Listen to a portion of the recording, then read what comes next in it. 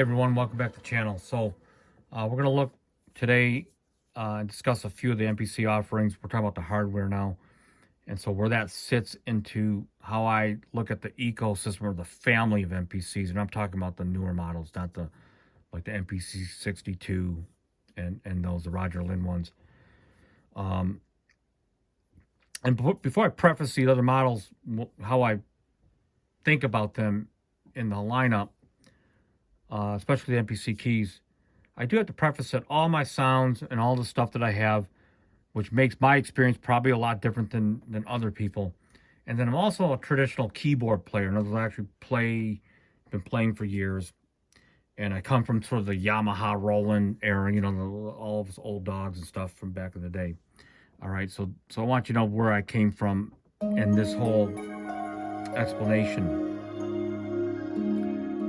Okay, so all that being said, I'm a convert. I went from all that old traditional stuff, which you can look at my old videos, all the stuff I've owned, all of it, and the studio tours. And so I converted to this, and it took me a long time to do it.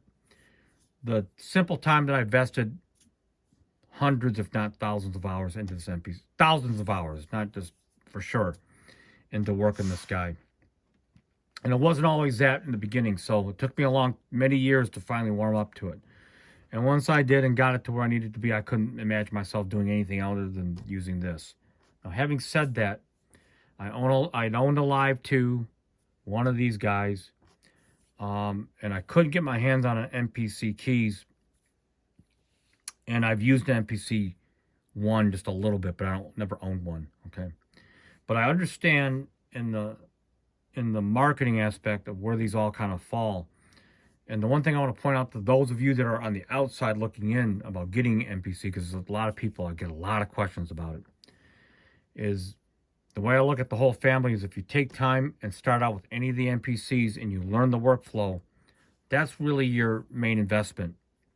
I know it costs money to buy the machines and all that, but truly that's the investment, the amount of time, because once you know one workflow, then you start realizing, depending on what you use it for, like I use this in the studio, but then I go out and use it remotely, and this is not good for that. But the true investment is learning how to use it so you can use it in the real most challenging aspects and troubleshoot things. So MPC Live, for example, works great for if you're on a train, on the bus, in the airport. You find yourself needing to actually work real quickly and all-inclusive. Where it doesn't work as well is when you're on the road, but you're going to be permanently stationed in certain areas. Like I was working out of town for 12, 13 weeks and coming back on the weekends, and the MPC keys would have been perfect for me. You know, I was putting the MPC Live on the bed over here and then a keyboard on the left-hand side. It was very cumbersome. Then you had to hook the keyboard up and all that in a remote scenario. So in that case, the MPC keys would have been wonderful. Finally, I got a chance. And the MPC 1, I want to speak on that too. It's a budget machine. And it's a machine that gets you into the workflow for under, $700. And it's got a lot of tactile functionality to it, believe it or not. And the layout is very kind of a little similar to this in a way because the keypads here, the screens here. And I like it a lot, what I've used of it, so that if you want to use it in the studio and it's going to be there, for the most part, it's a great budget alternative over this. Like I said, I don't work for Akai. I don't get anything from Akai. Now let's get back to the MPC keys. Clearly, MPC Keys 2.11 software update was intended to reach out to people like me, purists that play the Yamaha Korg Roland exclusively or whatever, and just couldn't get their head wrapped around using this because they don't know this to be used as a regular alternative to those kind of things. And clearly I cracked the code, as Tony had talked about, by getting the sounds in here. It's a whole nother thing, really. But once you get the MPC keys or whatever it is, you can load everything into all your other MPCs and it'll be ready to go. But as far as the MPC key goes, the reason why I bought it, because I truly don't feel it's actually going to be around for longevity. I think Akai tried to make a stab, took a gamble, and tried to market towards the Roland Cord Yamaha people, and I don't think it was very successful. As I talked to a lot of other people about it, it's just the translation just wasn't there. And the MPC keys, I don't know how really big it is for people that were traditional MPC people either. So they put themselves in sort of an interesting pickle.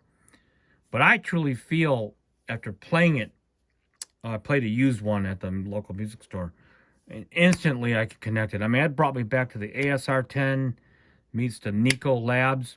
And if you can get the sounds, which I already did the work, you just put a USB stick in the back, bang, that thing is this now in a different form factor. All the sounds that I make, the same workflow that I do for the most part, stays unified. I couldn't think of a better instrument to own along with this. So that's what sort of like my opinions on the offerings. I can actually justify owning at least 3 of their offerings. Even the MPC Studio 2 with a laptop and a thin laptop bag, where you have to really go and you need the power from the computer, but the interface to the software. I can even think of that as being even an option as an alternative to the MPC Live even. But so anyway, all you out there, until next time, leave any questions or comments. If you think whatever I said is way off base and you think of it being used at another thing, or you think the MPC keys will be around, let me hear what you got to say. Maybe your point of view actually will offer something, that perspective that I couldn't even think about. And so until next time, peace out.